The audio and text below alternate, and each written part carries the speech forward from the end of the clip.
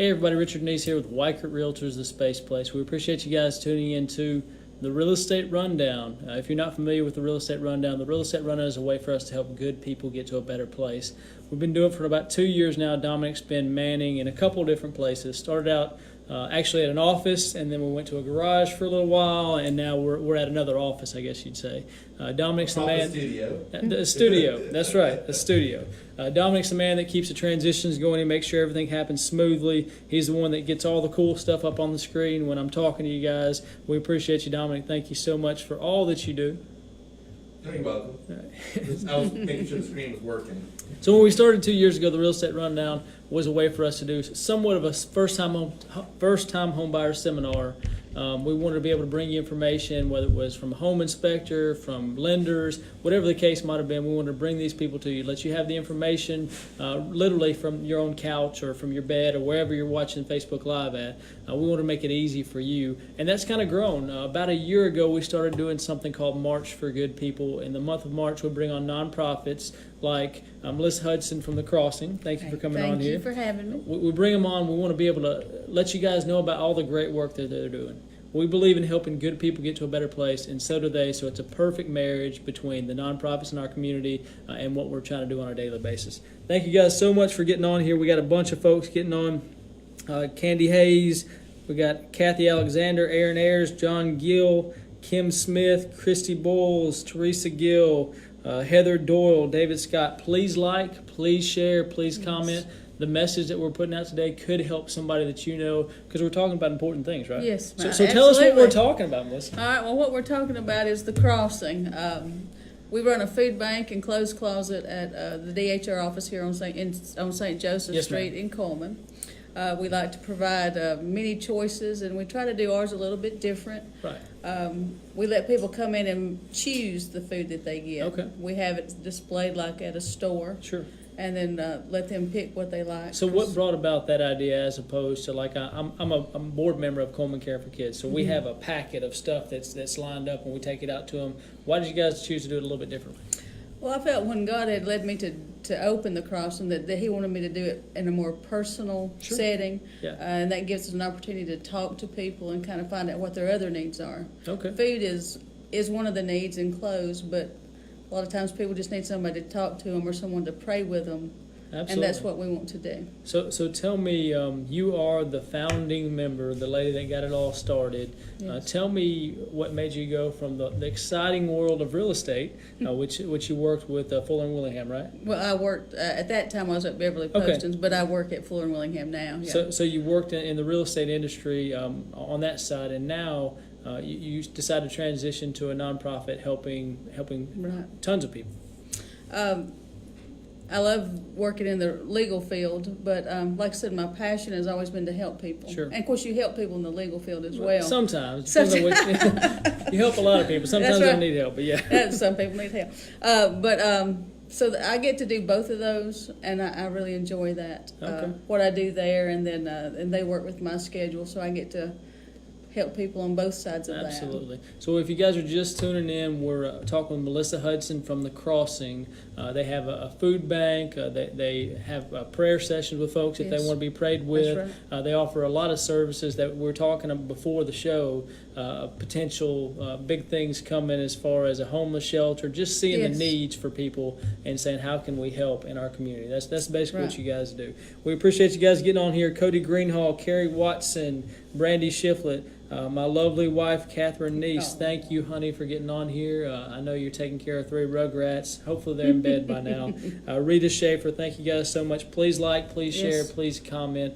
So tell us what got you started in this. I mean, was there something from your childhood? And what kind of got you pushed in that direction?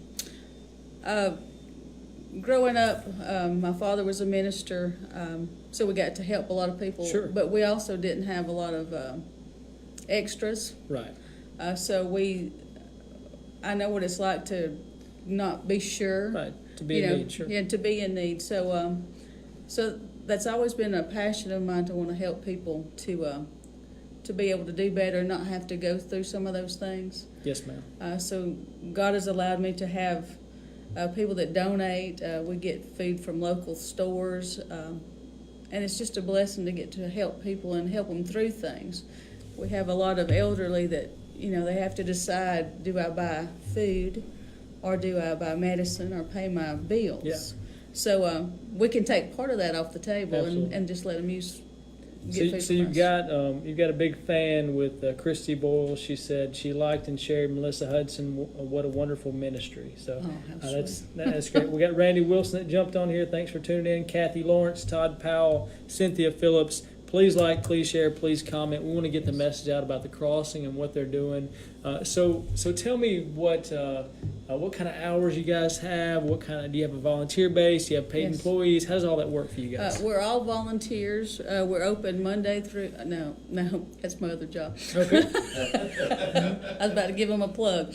We're open on Tuesdays and Thursdays. Okay. 9 to 3:30. People start signing in at 8 o'clock. Right. You have to have your ID and proof of address, but if you don't have an address, that's Sure. We understand that a lot of people are homeless. That was the reason we talked about Right. opening a homeless shelter.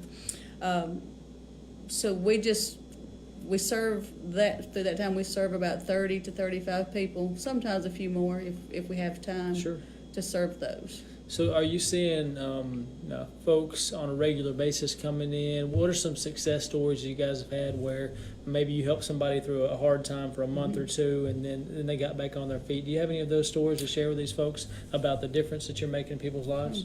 We do have some that come in, and we do have some people, usually the elderly that are on fixed incomes that come in regular.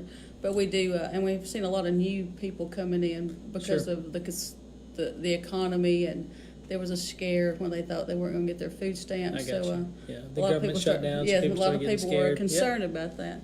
But we do have some that come and they say, when I get on my feet, where can I come help you? That's awesome. And so. So do you see that happen a good bit? Where your volunteer base coming from? Is it younger kids, students? Do you see elderly, retired?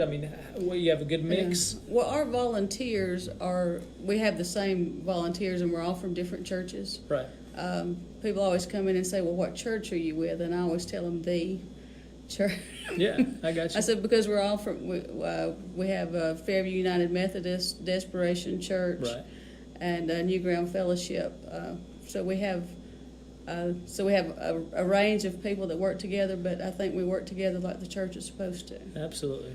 So you've got, let's say that I decide, hey, I want to do a good deed today. I've got time. I want to give myself. I want to be a servant. How do I go about that with you guys? How do I become a volunteer, short-term, long-term, however that might be? They would have to come up to the DHR office. We now have to do background checks on the volunteers that we have as while we're there. So they would have to fill out an application and have that ran through DHR. Okay, so where is it at exactly? I know the DHR building's pretty big. We come around back. Is there a sign on the front so we can see, or where are we talking about? You'd come through the front door. We're in room 110 in the lobby. There is a sign-in sheet on that front table. Okay. And it'll say the crossing and for food and clothes. Sure. And we check that list. So people just come in and they start putting their name on it, and then we just go down the list in the order that they come in. So that's the volunteer side. Obviously, they're doing the background check. What if I have food that I want to donate? Whether I'm a local grocery store or a chain, or just I want to bring in some extras that I have. You can bring those on Tuesdays and Thursdays. We are a 501c3 nonprofit, so we can give you a receipt for your donations. Clothes as well. Hygiene products is the thing that we tend to need more than the clothes, but we do need clothes, and canned items are always good. Okay, and what about monetary donations? Is there a way that we can give?